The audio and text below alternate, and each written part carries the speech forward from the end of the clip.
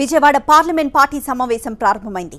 ఈ మీటింగ్ కు ముఖ్య అతిథిగా విజయవాడ పార్లమెంట్ నియోజకవర్గ ఇన్ఛార్జ్ మంత్రి నారా లోకేష్ హాజరయ్యారు. విజయవాడ పార్లమెంట్ పరిధిలోని నియోజకవర్గాల అభివృద్ధిపై ప్రత్యేక దృష్టి పెట్టాలని లోకేష్ నేతలకు సూచించారు.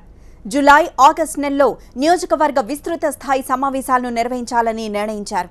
పార్టీలో మిగిలిన కమిటీలను త్వరలో పూర్తి చేయాలని ఆదేశించారు. విజయవాడ కార్పొరేషన్లో నిధులు లేకపోవడం వల్ల అభివృద్ధి కార్యక్రమాలు ఆలస్యమవుతున్నాయని లోకేష్ దృష్టికి నేతలు తీసుకువెళ్లారు.